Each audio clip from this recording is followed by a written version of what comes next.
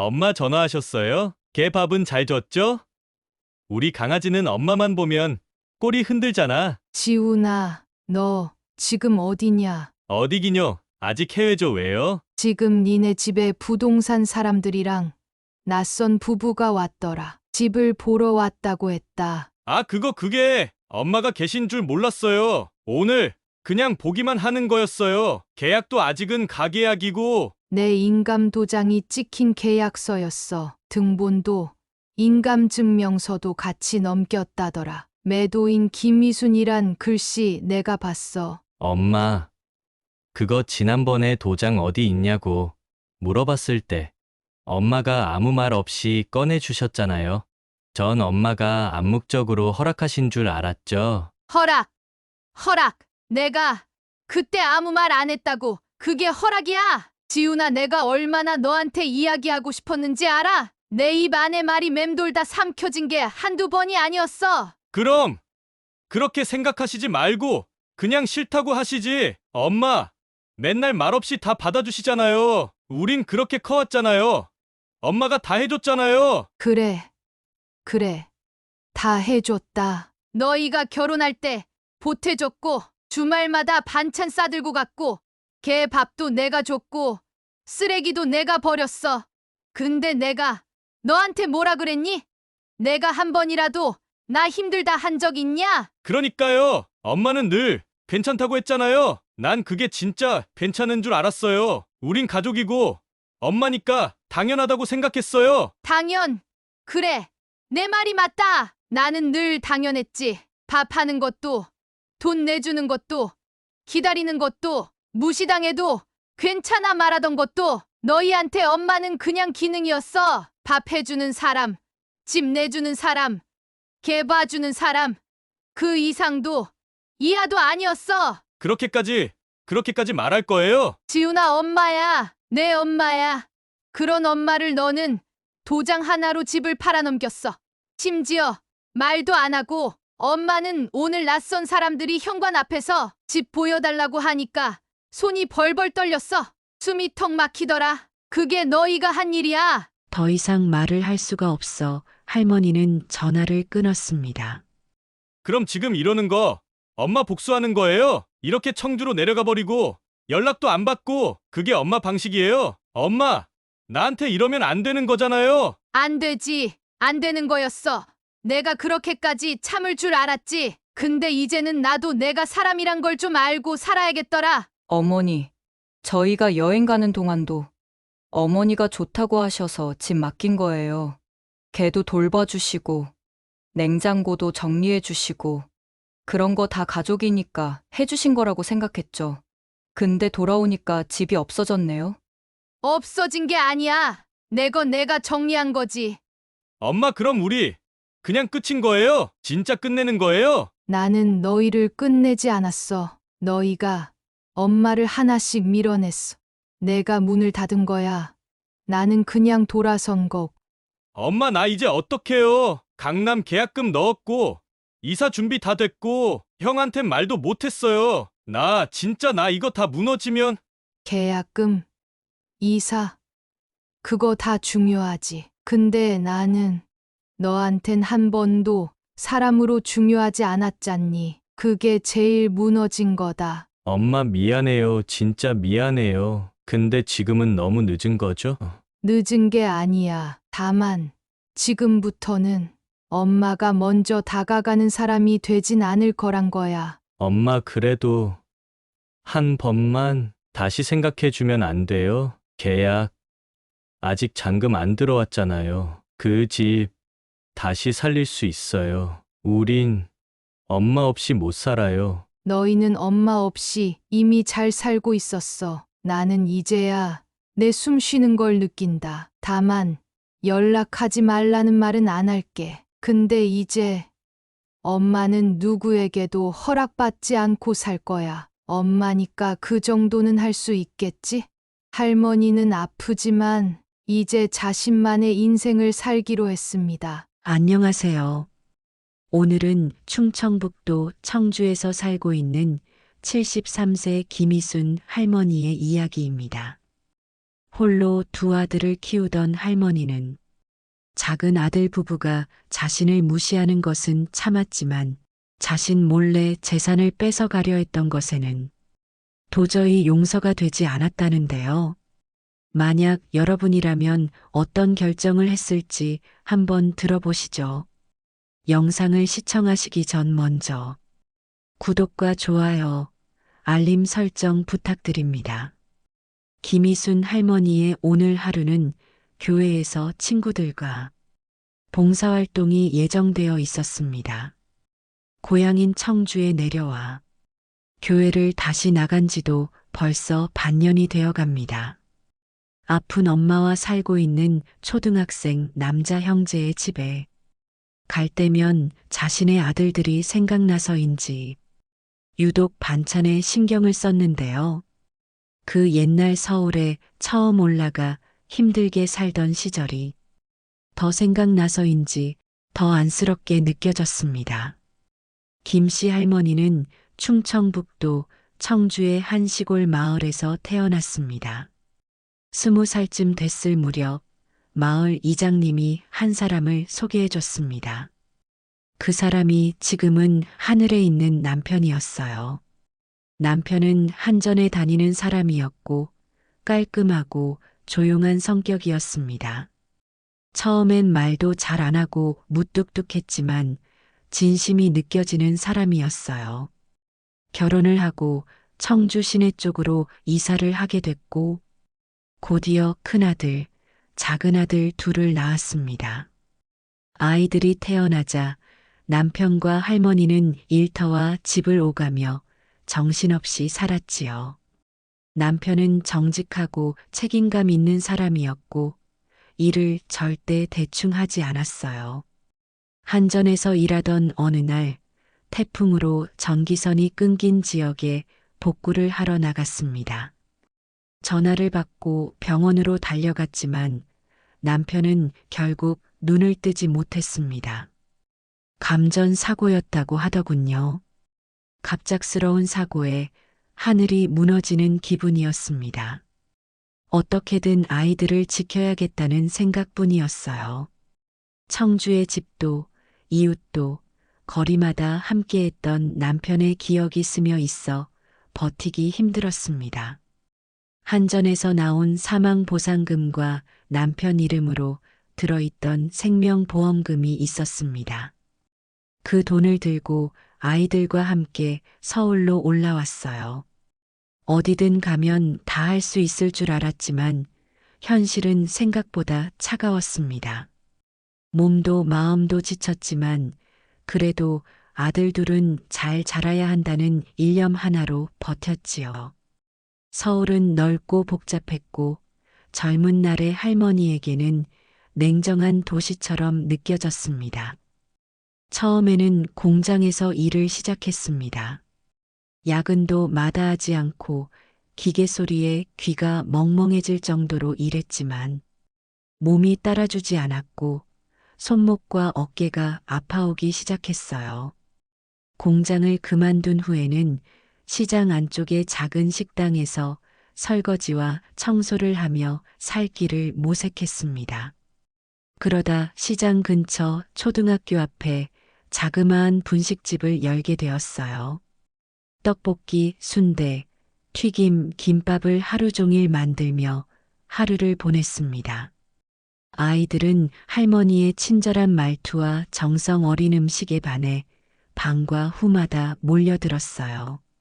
장사는 조금씩 자리를 잡아갔고 덕분에 아들들의 학비를 충당할 수 있었습니다. 아들들은 어머니의 고생을 잊지 않았습니다. 학원을 다니진 못했지만 스스로 공부해서 둘 다 서울의 대학에 입학했습니다. 큰아들은 대기업에 취직했고 작은아들도 안정적인 직장을 잡았어요. 둘 다 결혼해 가정을 꾸리는 모습을 보면서 할머니는 한시름을 덜었습니다. 큰아들은 해외로 파견을 나가게 되었고 작은아들은 은평구에 직장을 잡아 어머니와 가까운 곳에 살게 되었습니다. 초반에는 주말마다 어머니 집을 찾고 함께 밥을 먹으며 즐거운 시간을 보냈어요. 하지만 결혼 후 작은 아들의 방문은 점점 뜸해졌습니다. 자주 오지 않았고 명절이 아니면 얼굴을 보기도 어려워졌어요. 김씨 할머니는 말없이 그 변화를 받아들였습니다. 잘 사는 게 효도지, 뭐.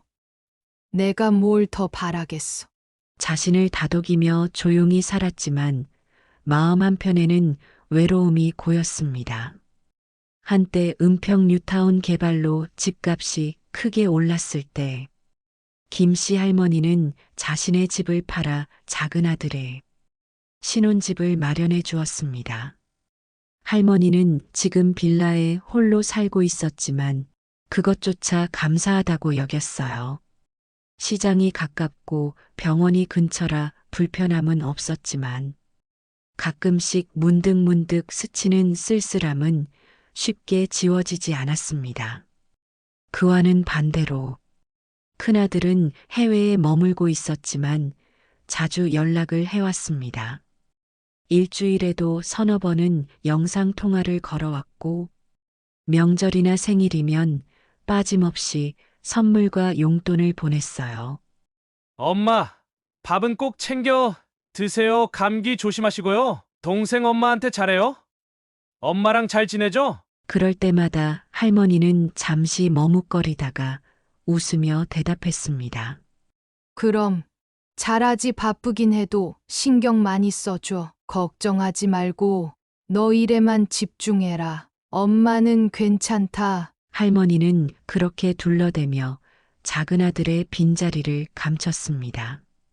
큰아들마저 걱정하게 하고 싶지 않았고 어쩌면 진심으로 작은 아들이 자라기를 바라고 있었는지도 몰라요.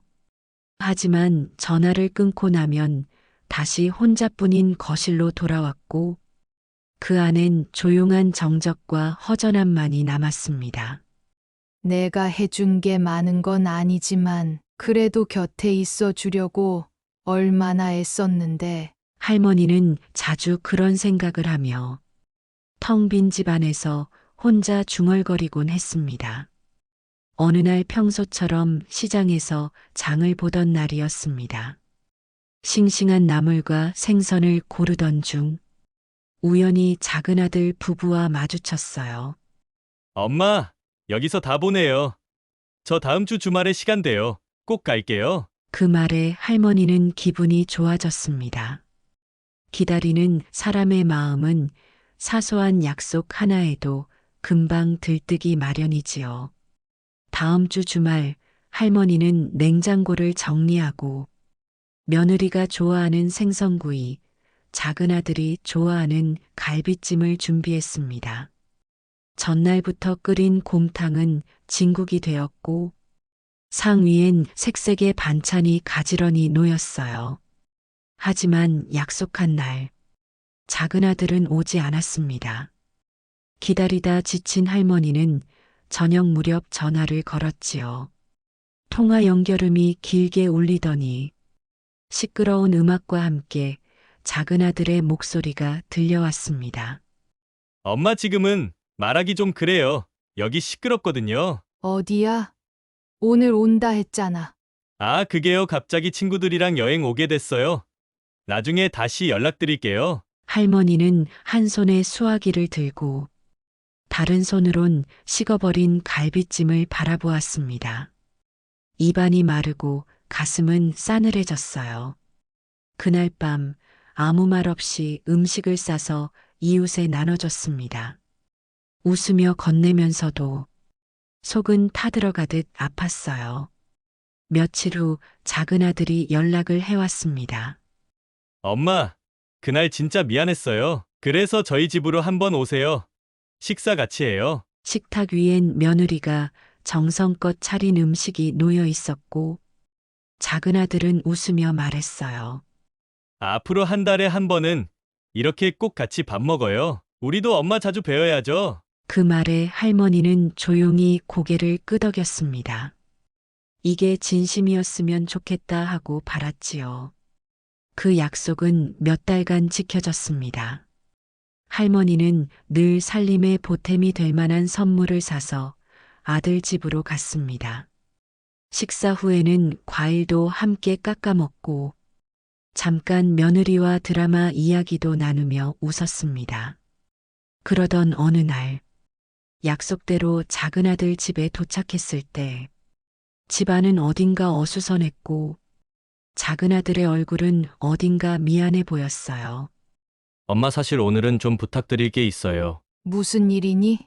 저희 이번에 해외여행을 가게 됐어요. 열흘 정도요. 그동안 집 좀 봐주실 수 있죠? 할머니는 아무 말 없이 고개를 끄덕였습니다.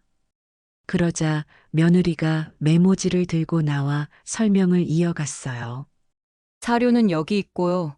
간식은 서랍 안에 있어요. 산책은 하루에 한 번 꼭 시켜주세요. 아, 목욕도 이틀에 한 번씩은 시켜야 해요. 며느리는 마치 반려견 돌보미에게 맡기듯 침착하고 빠르게 설명을 이어갔습니다. 할머니는 고개를 끄덕였지만 지들은 해외여행 가면서 개나 돌보란 말이 좋게 들릴 리는 없었습니다. 며칠 뒤 할머니는 작은 아들의 집에서 반려견과 함께 머물고 있었습니다.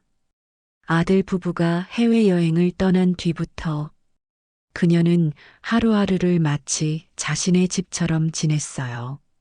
아침마다 개를 산책시키고 점심에는 죽을 끓이며 식탁을 닦고 저녁이면 창문을 닫고 이불을 털며 하루를 마무리했습니다. 그날도 마찬가지였습니다.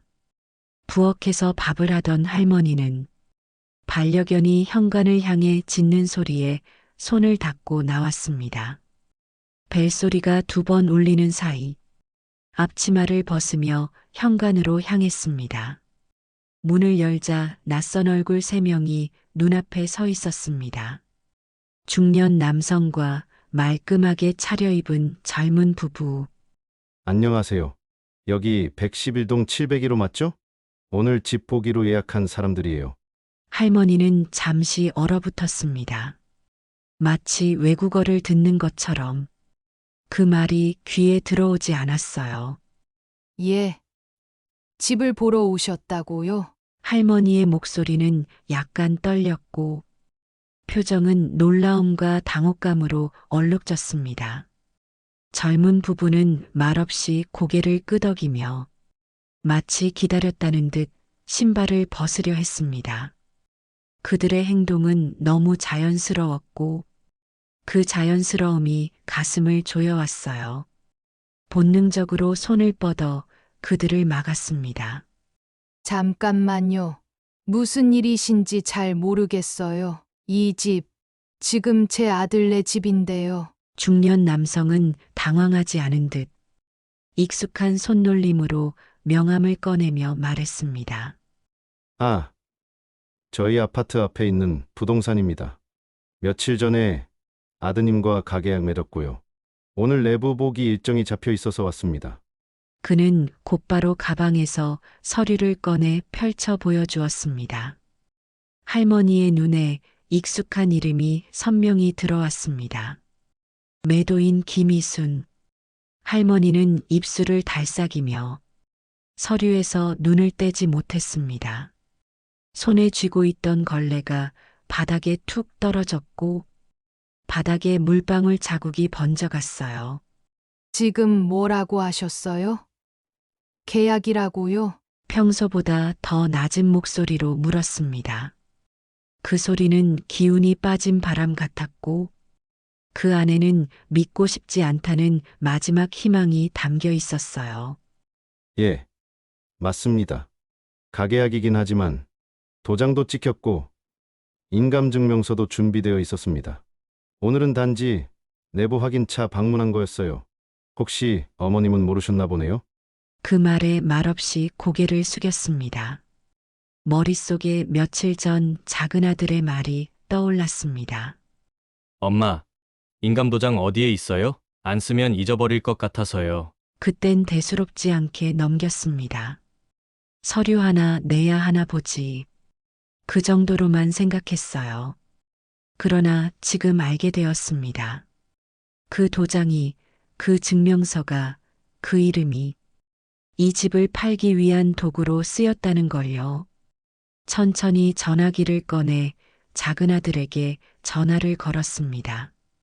신호음이 길게 5번 울린 뒤 작은 아들의 익숙한 목소리가 들려왔습니다. 엄마, 무슨 일이에요? 침을 한번 삼킨 뒤 조용히 하지만 또렷이 말했습니다. 지금 내 집에 낯선 사람들이 와서 집을 보러 왔다고 하는데 이게 무슨 말이냐? 그 말에 작은 아들은 아무 말 없이 숨을 고르는 듯 하더니 결국 대답했습니다. 아, 엄마 그게 오늘 보기로 한 건데요. 엄마가 계신 줄은 몰랐어요. 그 말에 할머니는 두 눈을 감았다가 떴습니다. 그리고 입술을 깨물며 한 단어 한 단어 뱉었습니다. 너 이걸 나한테 한마디도 안 하고 계약을 맺었다는 거냐? 내 이름으로 된 집을 엄마 지난번에 말했잖아요. 강남 쪽 알아보고 있다고. 계획이라고 했지. 내 말은 언제나 계획이었어. 근데 지금 여기 계약서에 도장도 찍혀 있고 내 이름도 있고 인감증명서까지 붙어 있어. 이게 계획이니? 아니면 나 모르게 팔아넘기는 사기니? 작은 아들의 침묵은 할머니의 가슴에 깊은 균열을 냈습니다. 내가 여기서 뭘 했는지 알아? 내 집을 지켜줬어. 반려견 밥 주고, 산책시키고, 음식 장만하고, 청소하고, 그런 내가 이 집이 팔리는 걸 이렇게 알아야 하는 거니? 작은 아들은 결국 말끝을 흐렸습니다. 어차피 저 줄 거잖아요. 형은 언제 돌아올지 모르고요. 이번에 강남으로 가려고 한 거고요. 말없이 전화를 끊었습니다. 손끝이 차가웠고 숨이 턱턱 막혀왔어요. 할머니는 현관 앞에 서 있는 중개인에게 차가운 얼굴로 말했습니다. 지금은 집 보기 어렵습니다. 돌아가 주세요. 중개인은 어쩔 줄 몰라 하며 고개를 숙였고 젊은 부부는 불쾌한 얼굴로 신발을 신으며 나갔어요. 문이 닫히는 소리가 유난히 무겁게 들렸습니다. 할머니는 거실 한가운데에 주저앉아 두 손으로 얼굴을 감쌌습니다. 눈물이 흐르지 않았습니다. 그저 가슴이 조여들고 어깨가 천천히 떨려왔어요. 할머니 곁에 조용히 다가온 반려견은 무릎에 머리를 얹고 가만히 꼬리만 흔들고 있었습니다. 그날 밤 할머니는 불 꺼진 작은 아들의 집 거실 소파에 홀로 앉아 있었습니다. 가로등 불빛이 커튼 사이로 스며들며 어두운 실내를 희미하게 밝혔어요. 손에는 반쯤 마른 손수건을 쥐고 있었고 다른 손엔 텅 빈 머그잔이 들려 있었지요. TV는 꺼져 있었고 화면에는 어렴풋이 얼굴이 비치고 있었습니다. 얼굴 가득 깊은 주름과 먹먹한 눈빛. 말없이 그 속에 자신을 바라보다가 문득 헛웃음을 지었습니다. 이 집이 누구 이름으로 되어 있더라. 혼잣말처럼 중얼이며 고개를 천천히 떨궜습니다. 가슴 깊은 곳에서부터 끓어오르는 허탈함이 목을 조여왔어요. 눈을 감았습니다. 눈앞에 떠올랐던 장면들. 반찬 싸들고 오던 날 아들이 멋쩍게 웃으며 엄마 좀 이따 봐요 하던 표정이 생생하게 떠올랐습니다. 그날 며느리는 문턱에 서서 바쁘니까 다음에 또 뵐게요 하고 곧장 안으로 들어갔지요. 숨을 깊게 들이쉬며 양손으로 얼굴을 감쌌습니다. 아무 말 없이, 아무 기대 없이 그저 옆에 있는 것만으로도 좋았던 자신이 이제는 눈치 보며 계약서까지 들춰봐야 하는 사람이 되었어요. 묵직한 침묵 속에서 천천히 일어섰습니다. 책상 위에 놓여 있던 인감도장 복사본. 서랍 안에 끼워져 있던 강남 아파트 계약서, 그 서류들을 천천히 다시 꺼내어 하나하나 확인했습니다. 아들은 이 집을 팔고 강남의 아파트를 장만하면서 며느리와 공동 명의로 하려고 했던 것입니다. 엄마인 김씨 할머니의 의견은 물어보지도 않고요. 손끝으로 도장 자국을 천천히 훑었습니다. 그 안에 담긴 묵직한 배신감이 손끝을 타고 온몸을 휘감았어요. 조용히 고개를 떨궜습니다. 속에서부터 올라오는 분노와 슬픔이 눈물로 나올까봐 그저 꾹 참고 꾹 눌러 담았어요. 다음 날 아침 눈을 뜨자마자 짐을 꾸릴 준비를 시작했습니다. 작은 가방 하나를 꺼냈고 가방을 펼쳐 놓으며 할머니는 깊은 숨을 한번 내쉬었습니다. 거울 앞에 서서 머리를 단정히 빗고 주름진 얼굴을 정돈하듯 손으로 가볍게 쓸었습니다. 정갈한 셔츠에 바지를 챙겨 입고 창밖을 바라보며 몇 분간 가만히 서 있었어요. 그리고 현관문을 조용히 열고 나섰습니다. 할머니가 향한 곳은 전날 젊은 부부와 중개인이 다녀갔던 동네 부동산이었습니다. 작은 유리문을 밀고 들어서자 사무실 안에 있던 중개인이 그녀를 보고 자리에서 벌떡 일어났어요. 어머님, 말없이 그를 바라보다가 조용히 걸어가 자리에 앉았습니다. 그리고 눈을 마주치며 말했어요. 어제 온 부부 있죠? 그 집 그대로 진행하겠습니다. 중개인은 당황한 듯 두 눈을 크게 떴습니다. 아, 그게 어머님. 혹시 가족들하고 한 번 더 상의해 보시는 게 어떠실지. 아닙니다. 할머니는 단호하게 고개를 저었습니다. 이건 제 결정이에요.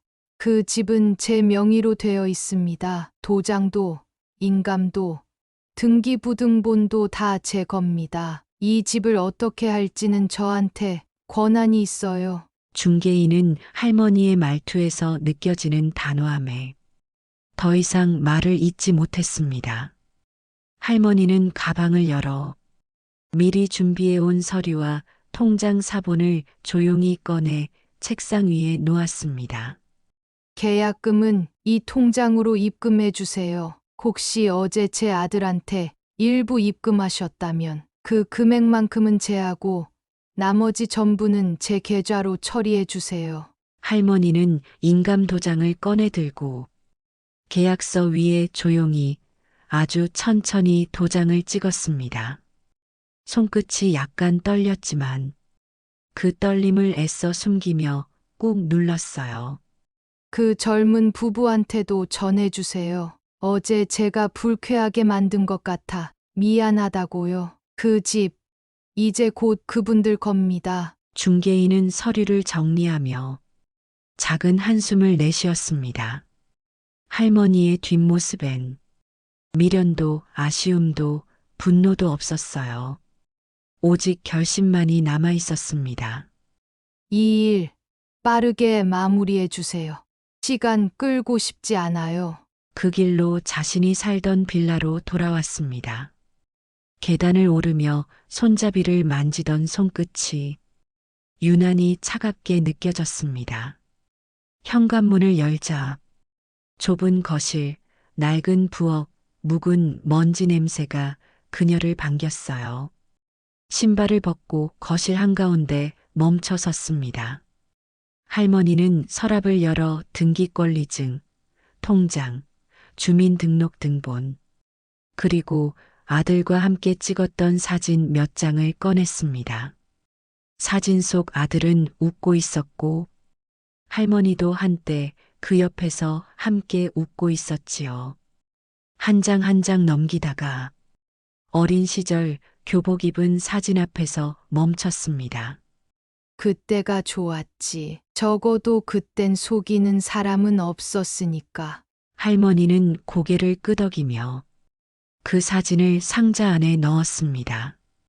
그리고 그날 오후 근처 또 다른 부동산을 찾아갔습니다. 이 빌라요. 금매로 내놓아 주세요. 오래 살 생각 없었습니다. 가격도 좀 낮춰도 괜찮아요. 그냥 빨리 정리하고 싶어요. 중개인은 그녀의 눈을 바라보다 조심스럽게 물었습니다. 어르신 그럼 어디로 가시려는 거예요? 할머니는 창밖을 바라보다 오랜만에 부드러운 미소를 지었습니다. 정주요. 내가 태어나 자란 고향으로 가려고요. 이 도시는 이제 마음 둘 곳이 없어요. 집으로 돌아온 할머니는 작은 박스 하나에 짐을 넣기 시작했습니다. 옷 몇 벌, 작은 밥솥, 손때 묻은 찻잔, 그리고 여태 써온 일기장 몇 권이 전부였습니다. 짐을 싸던 중 손이 몇 번이고 멈췄습니다. 가슴이 울컥하며 눈물이 맺혔지만 끝까지 담담하게 박스를 닫았어요. 집에 오래 앉아 책을 읽던 의자, 아들이 가끔 와서 앉던 소파, 창밖을 바라보며 며느리를 기다리던 베란다. 그 모든 것들을 한 번씩 손으로 쓰다듬었습니다.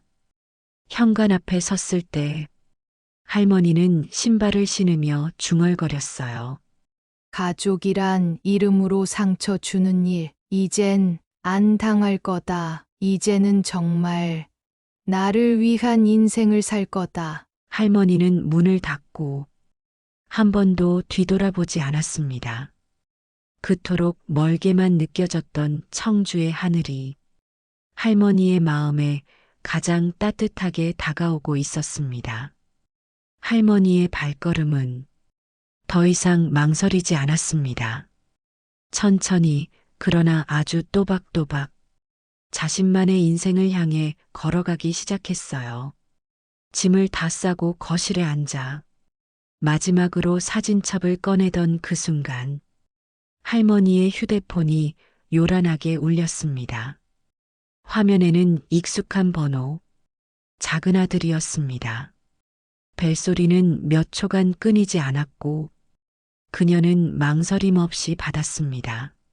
엄마 지금 어디예요? 작은 아들의 목소리는 숨이 가팠고 배경 소리엔 현관문이 닫히는 소리, 짐을 내리는 소리가 섞여 있었습니다.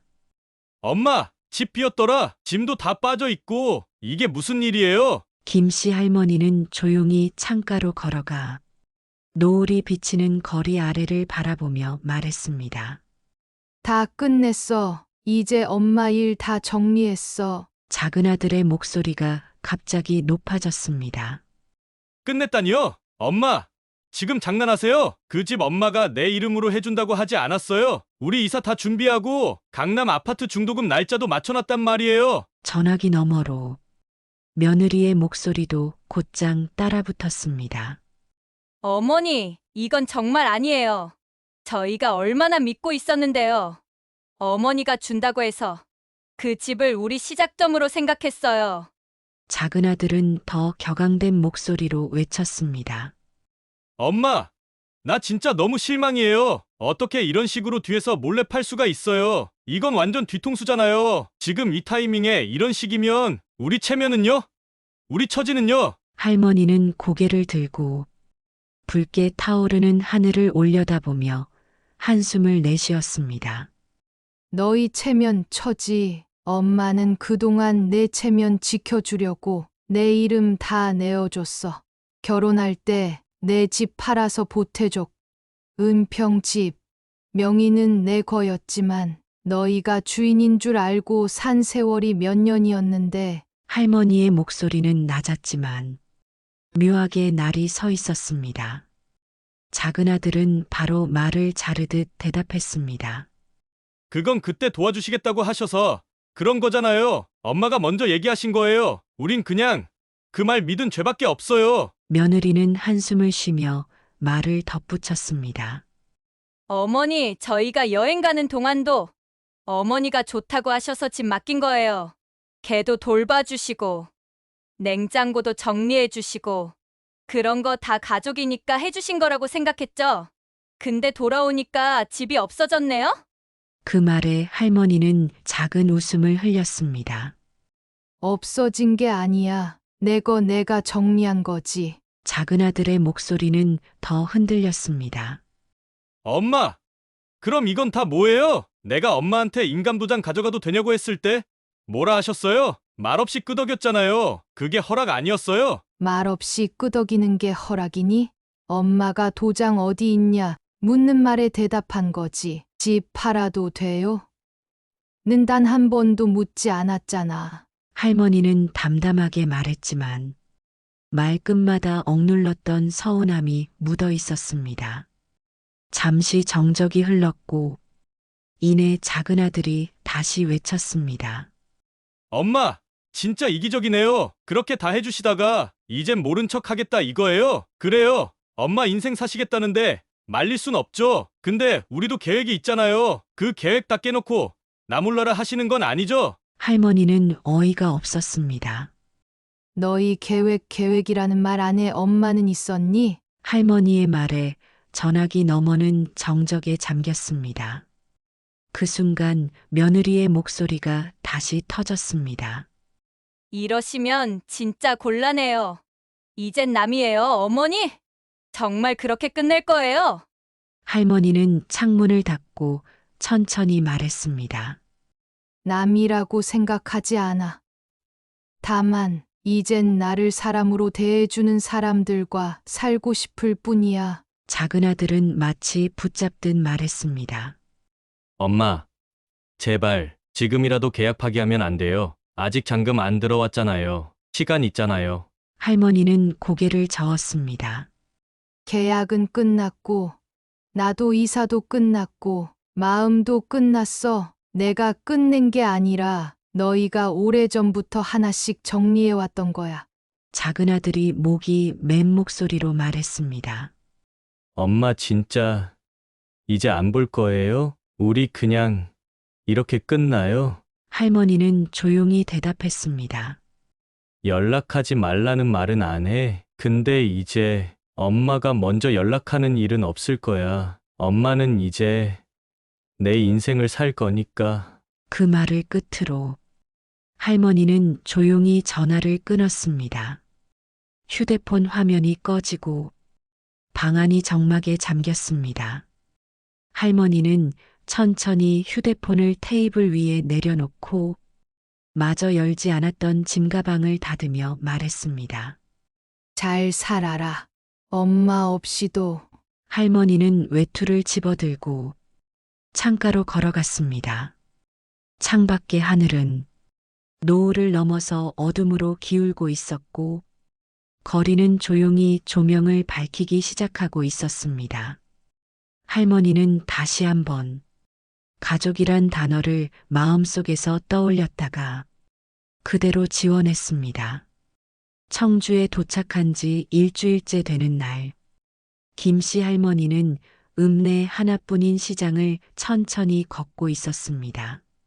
장바구니에는 애호박 2개, 갓 무친 열무김치 한 봉지, 조그만 두부 한 모가 담겨 있었어요. 싱그러운 바람이 부는 골목으로 접어들었습니다. 고향 하늘은 여전히 투명했고 어릴 적 뛰놀던 논두렁에서 불어오는 바람은 마치 오래 기다렸다는 듯 따뜻했어요. 그날 오후 조용한 방 안에서 라디오를 켜놓고 바느질을 하던 중 휴대폰이 진동을 울리기 시작했습니다. 화면에는 낯익은 이름이 떠 있었어요. 큰 아들 전화였습니다. 놀란 듯 손을 멈췄고 잠시 머뭇거리다가 전화를 받았습니다.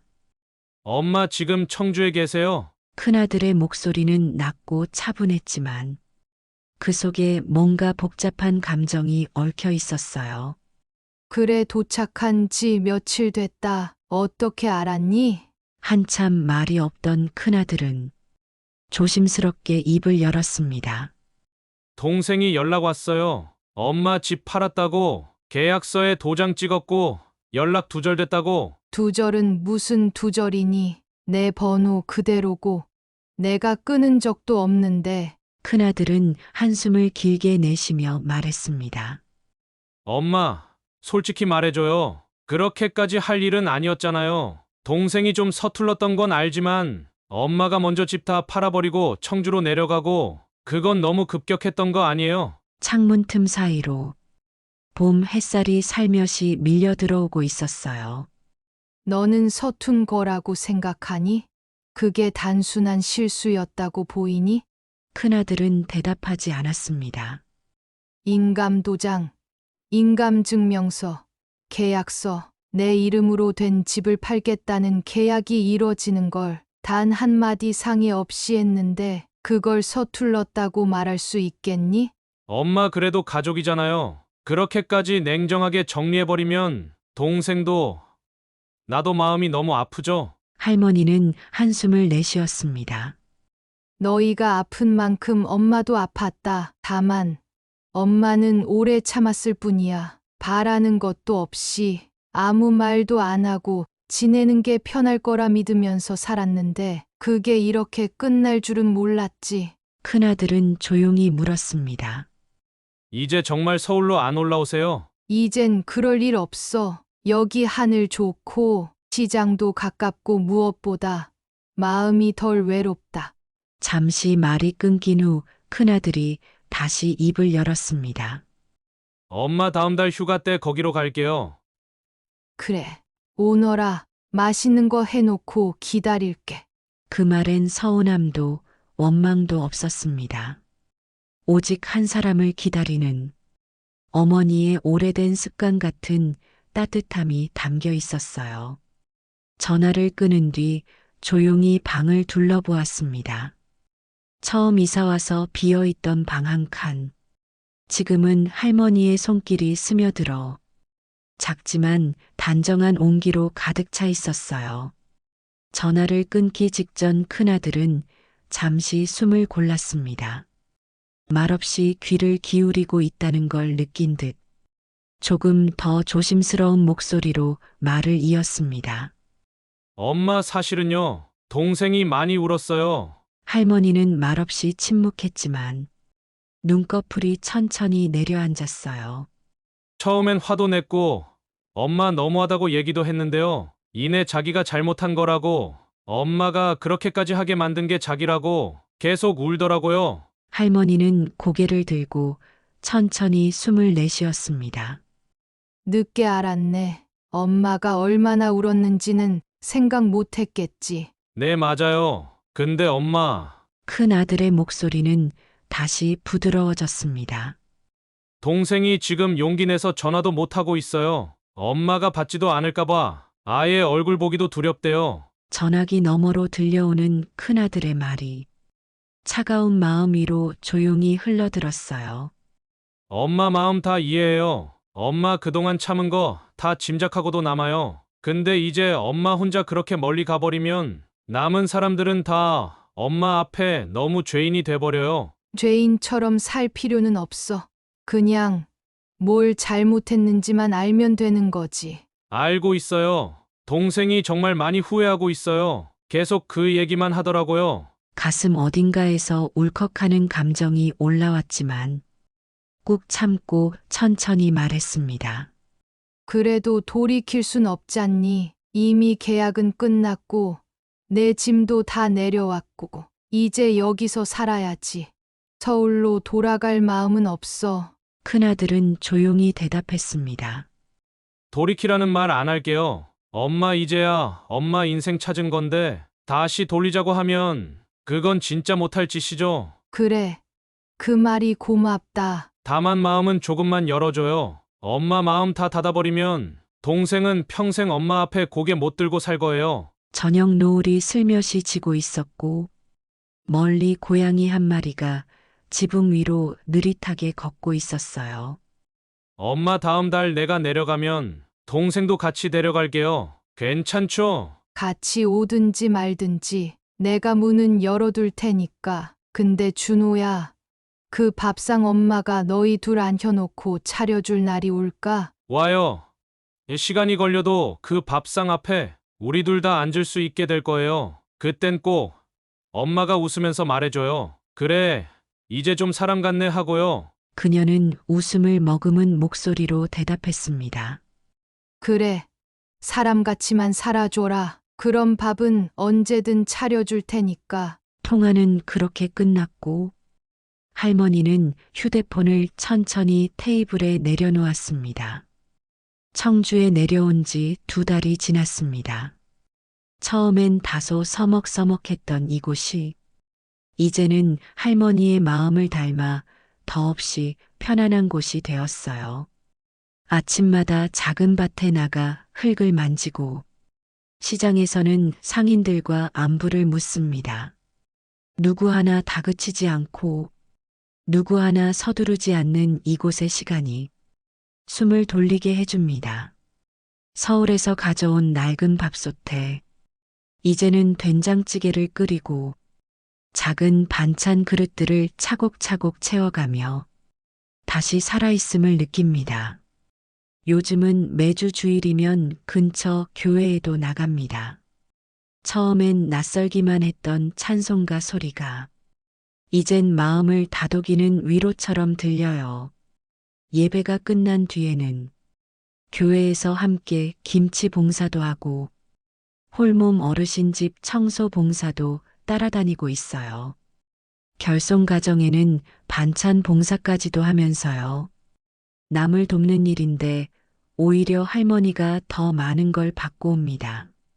며칠 전엔 읍사무소 직원의 권유로 노인대학에도 등록했어요. 글 공부는 물론이고 스마트폰 쓰는 법도 배우고 가끔은 라인 댄스며 요가도 합니다. 웃고 떠드는 시간이 많아질수록 가슴 한쪽이 조금씩 따뜻해졌고 어느새 마음속에 여백이 생기기 시작했어요. 가족이라는 이름으로 울었던 시간도 많았지만 이제는 그 이름으로라도 다시 웃을 날이 오기를 조금은 기대하고 있어요. 큰아들은 종종 전화를 줍니다. 다음 달엔 작은아들과 함께 내려오겠다고 했어요. 마음이 다 풀린 건 아니지만 그래도 문은 열어놨습니다. 언젠가는 둘을 위한 밥상을 다시 차릴 날이 오겠지요. 오늘 이야기는 여기까지입니다. 김희순 할머니의 이야기가 마음에 닿으셨다면 따뜻한 응원의 댓글 부탁드립니다. 구독과 좋아요는 영상 제작에 큰 힘이 되니 꼭 부탁드립니다. 감사합니다.